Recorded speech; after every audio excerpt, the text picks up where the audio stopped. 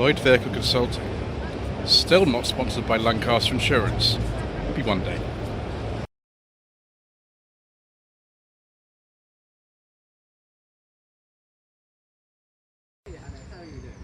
Good morning. Today is the 30th of April and this is Longships and Octagons Day 1 at the Great British Car Journey in Derbyshire. It's come about at the last minute really because of Pride of Longbridge being cancelled due to Cofton Park being underwater, which is understandable really. So I do apologise in advance if I get things wrong, if I fall over, if generally it's just a terrible video. I'm afraid it's just the way it goes on this channel. So we've covered quite a few of this sort of main area of the event, and there are many others to look at as well, so we will get on with this. Start with this very nice Rover 200 Cabrio. Personal plate on this, but it'd be one of the later ones with the different dash. This one's actually left-hand drive, which is interesting.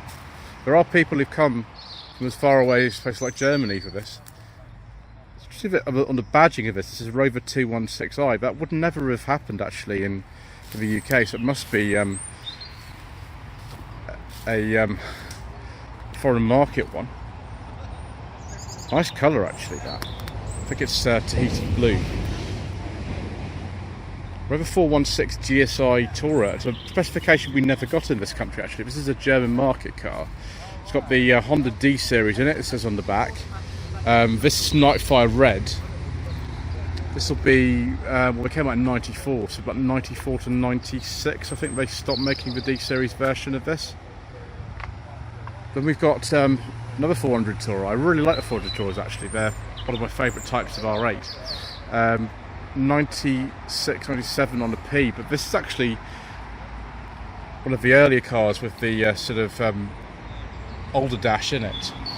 It's a 416 SLI. I imagine with the older dash it probably is still the Honda engine with this one, maybe a late registration or something. I thought they changed over in sort of late 95, early 96, so it's a bit of a later one. I like the colour, like the wheels, excellent.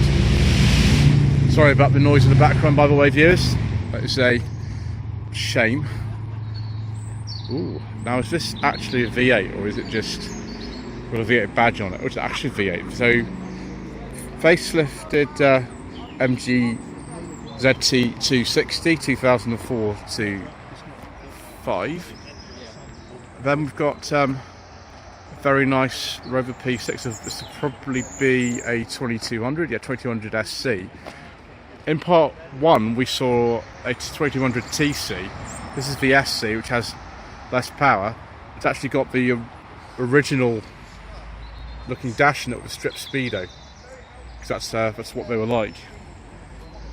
I like seeing all this stuff mixed together. I mean, it's nice to see like a club together. The Rover Coupe Club are here and we'll be covering those, but you know, seeing them mixed together is also interesting.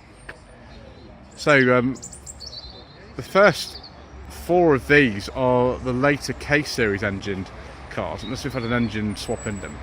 This one there's rather streetwise wheels on this, could be wrong though. 1998, 1999 this one. I wonder if this is the 1.6 or the 1.8, because those were the only engines sort of left towards the end.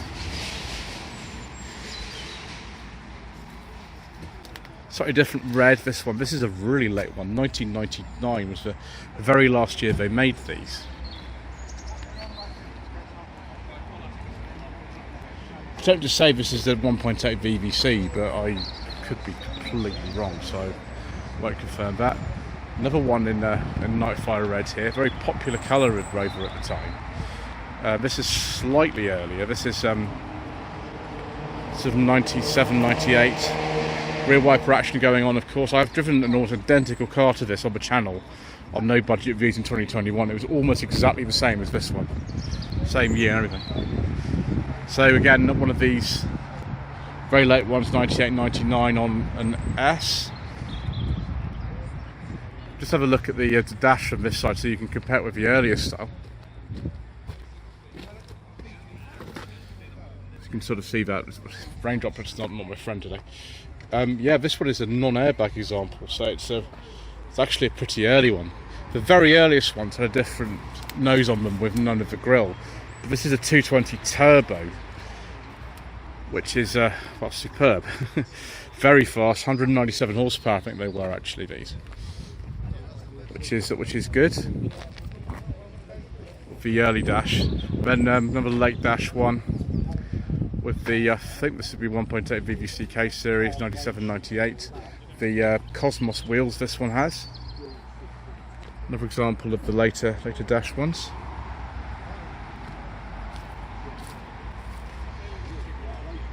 And then we get on to a couple of the FDH cars. They're all registered and something FDH. Originally destined for the Japanese market. As you can see, the rear panel is completely different on there. They all were very high specification, all have air conditioning, which on a 200 is a very, very rare option. And they were re-imported into this country when they didn't end up being sold in the Japanese market, all with the registration and something FDH. That one's had some Oz Racing wheels put on it. See what engines these have. I think these are all 220s, so you can see, but actually no, that's not an FD8 one. They're all 220s, I think. T-series in here with strut brace, that's going to handle very well. It's caught out by the fact that actually this has got the Japanese domestic market rear panel on it.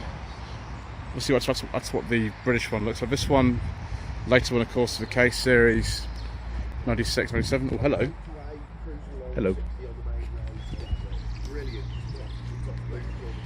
Ah, 220 turbo action. Yes. More Nightfire red, so just think, so this has got the T series turbo, but it's got the latest seats and later dash in it. I don't know what's going on here. We have a 200 coupe. Someone's stuck the coupe badge on there. I forget the name of this, like sort of non-metallic red now. Those are, I think, late Rover 45 wheels on this, which is interesting. And the grille's been changed as well. It's 220 turbo action. Do we this time have the sort of older dash in here? Yes, we do. And we've got some stitching on the wheel, which looks quite good actually, like that. So yeah, 94-95 on an M. I don't know about that 75. We're going to have to be careful with that. I'm going to have to go out this way, I think, because it's a bit cramped in here today. Two more of the later coupes. 96-97. 98-99 on an S. Oh look, pixel repairs and things like that. Petrol traffic master, infrared radio. It's all very useful things.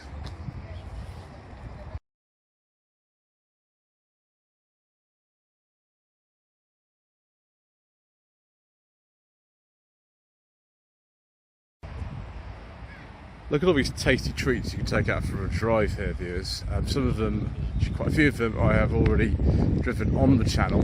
Some of them I haven't, because I've driven a similar car of that type anyway. We will come back in a little while and have a look at these, but we need to finish off the actual cars that are in the Longships and Octagons event before we do that. Just pause here a second whilst we see what this TR7 is doing.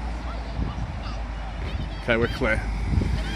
Right, so we've got some other cars from other parts of the world here as well. I'll have to come back to that one in a second, viewers. So we're all mixed in with general public who are here driving a lot of the cars that are there. German one, this one. Yeah. SU, I forget what that is. It's somewhere near Bonn, I think. This is a 2.5 litre V6 with the beige leather interior and wood. It's actually got the cruise control stalk on here as well. That's a rare option. All the way from Germany to here. Fantastic. Someone's also turned up in this very, very nice 2002 S-Type. Oh yes, this has got a beige leather interior with as well. Very nice. I don't know if that's anything to do with the event, but I like it nevertheless. I suspect it might be, because if we look next to it, we'll see this very, very nice Rover 3500. You can actually drive one of these here. I don't think it's actually in that car park over there today, but you can have a go in one of these, because I did on Monday when I was last here. And the review will be coming up on the channel at some point soon. Yeah, it's a Vitesse. We've got the big sort of reproduction dealer plates on this. That is 1984-85. Fantastic. And then we've got this late registration MGB GT. The colour is vermilion. 1981 to 82 registration. Or production finished in 1980 for these, which is nice. Oh, we've got a heritage certificate. Let's look at this. It's one of the last GT sent to South Africa. Okay, so it was built in 1980. For some reason, it's been registered in 83 in South Africa, but for some reason it's wearing this 81, 82 plate. I'm thoroughly confused with this. I don't know what's going on. Someone's bought this very nice Volvo 240. It's a very late one, 92 to 93. It's felt like an earlier interior someone's put in this. It might be.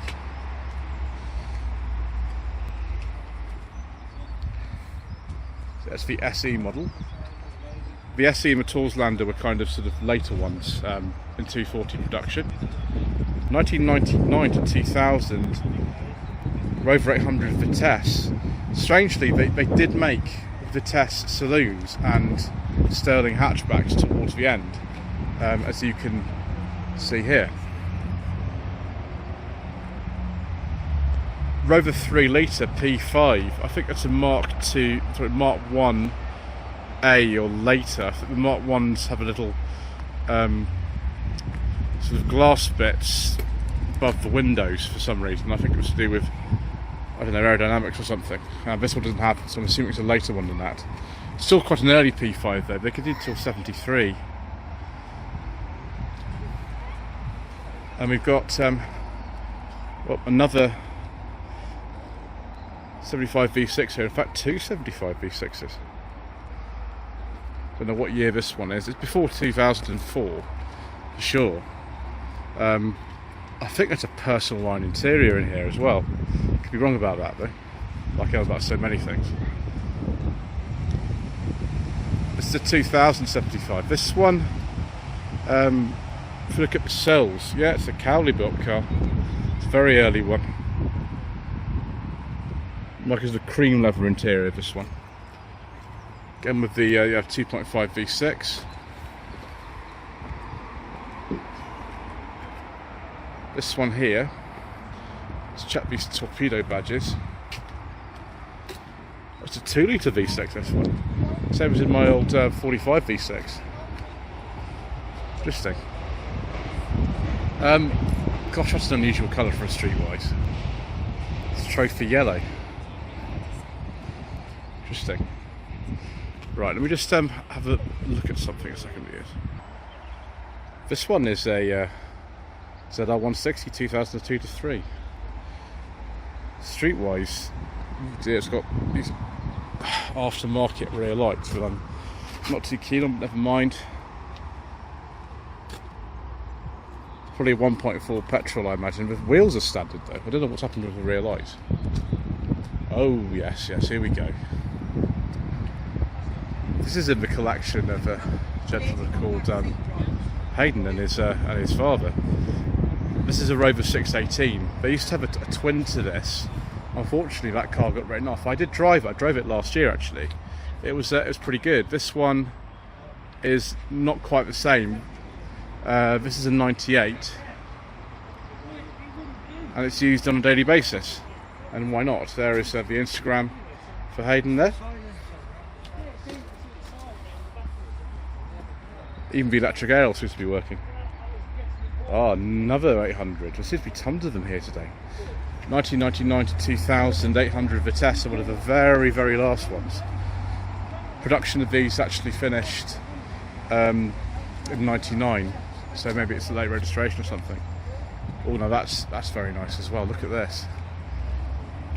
1998 to 1999 Rover 800 Coupe. Night Red, and of course a beige leather interior with wooden piping. I don't think it gets much better than that, viewers, so I'm going to have to go away and have a little bit of a sort of lie down. I think I'm seeing that. That's rather nice. Another late 600 here. 1990 2000 on the V. I don't know what specification this is, but towards the end there were lots of special edition ones for the run-out models. So I'm not exactly sure which one this is. That quite help us because they weren't actually badged as the individual trim levels by this stage. Another one here, a German one. Gosh, there's quite a few cars that come all the way from Germany today. This one, Autohaus Cortec. Someone's changed the gear lever about the wheels, which is fine. But yeah, you don't really see too many of those in Germany, I would imagine. So this one's come from the Netherlands. Early car, Cowley built, 2 litre V6. Ooh, and a cream leather interior with wooden piping. Very nice. And a little friend in the back as well. I wonder if he actually nods, so it looks like he does. Hello. Goodness me. Wow. 2001 Rover 25 1.8 VVC. Yes, please, viewers. I have driven one of these. It wasn't this exact car. What was it? I can't remember now. I've forgotten. But yeah, that's rather nice. That's for sale too. No, it can't be Andy. So 07799 612 691. Mr. Bill says from the Fuel Power channel, this one, it could be yours. Just spotted some other cars over here. So we've got this MG Maestro. I think this is an MG Maestro Turbo, so really rare. Who says a Maestro can't look mean? Because that looks very mean. Could be just a 2 litre rear 5 with a body kit on it, but I think it probably is actually a turbo one. The car's just squeezed in just everywhere where they can fit them, literally just everywhere. Oh, very, very nice MGR V8. 1993, 1994 registration. What if it's had a little bit of work done to the engine or something? Ooh, very nice. A beige leather interior with wood. Very special. I do like a nice beige leather interior, viewers. And we've got 2005 TF Spark Plus. It says on there, the Spark was a special edition.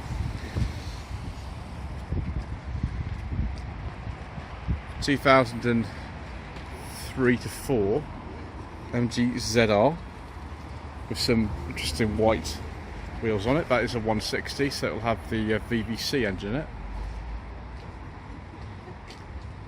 And this Rover 75 with French plates on it, which is absolutely extraordinary.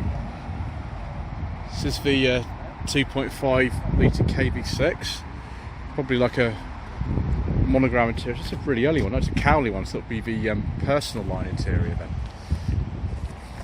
It's all the way from Normandy. Excellent.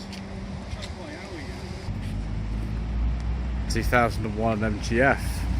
Might be a freestyle. Oh no, it's a Traver 160. Oh, it's even more powerful. I've just been speaking to Silvio Torre, who's one of the organisers here, and he just said this event's been far more successful than they imagined. 2003 MGTF think they just called it British Racing Green, but I could be wrong about that. Oh, here we go.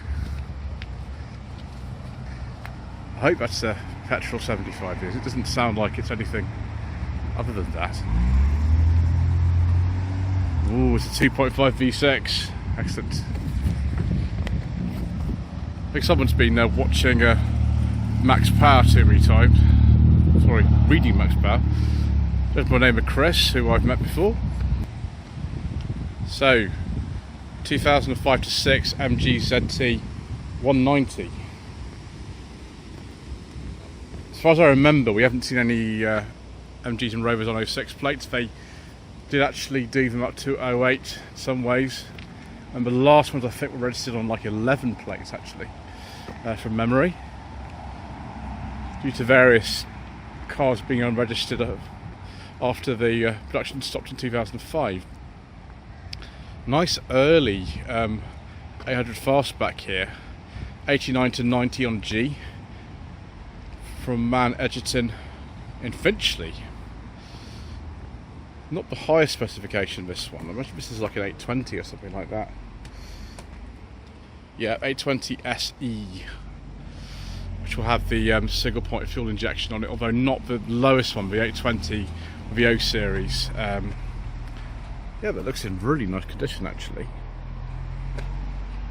There's a little bit of been tidied up, but it's the sort of thing actually that I really appreciate, something like that. 2004 MG ZS. I don't think it's a 180, could be wrong. You could get the big spoiler if you wanted it as well. And then next, 93-94 Rover 214 SLI, which has been a very early one with that particular grille, because the 92-93 cars had those shape of indicators but not the grille. It came slightly later. MGZR in Sunspot monogram metallic, I think this will be.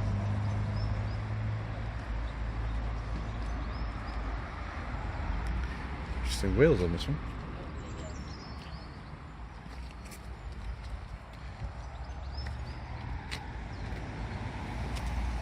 Gosh, that is very shiny.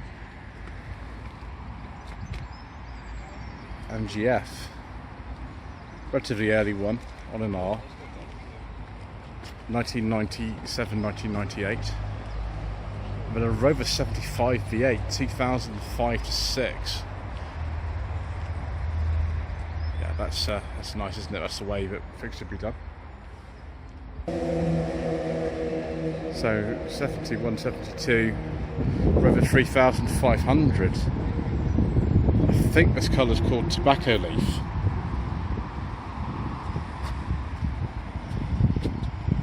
Correct sort of colour of plates for the time, which looks good with raised lettering. Very nice.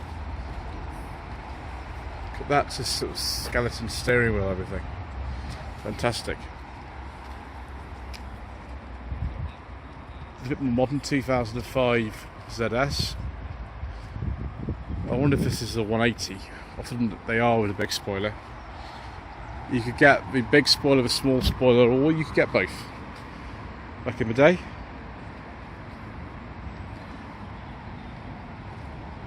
And another ZS as well, from the same sort of era.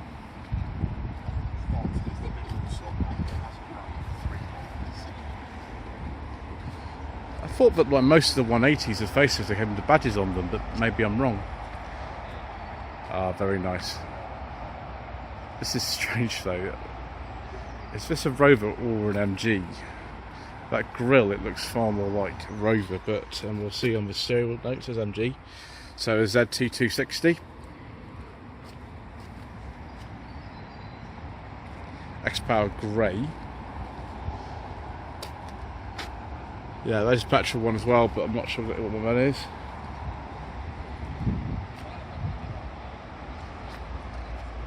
It's a very early ZS actually. They came out on a Y in 2001. Banana MG. Yeah, it's a 180 I thought it would be. Oh, there's an Austin 7 sort of spluttering past. Smell that as well, my gosh.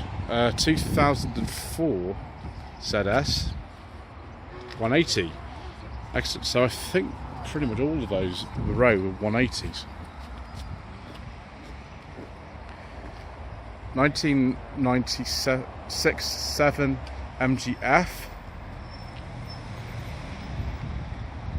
It's got red seats in it. Very, very 90s looking fabric, isn't it, down there? Very 90s.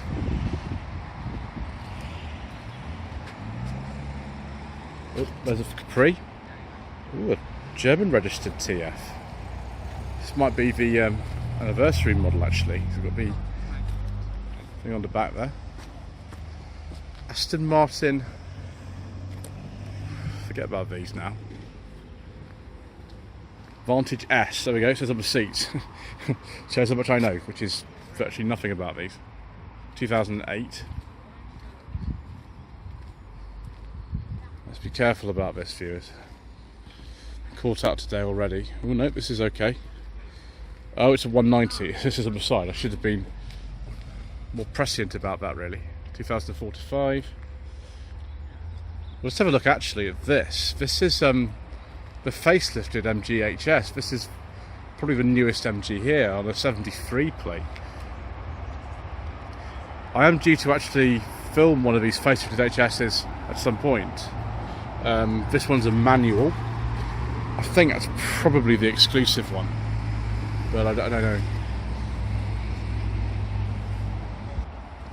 Oh, very nice. This is an early R8. This is before they had the round the corner indicators that were introduced in October 92.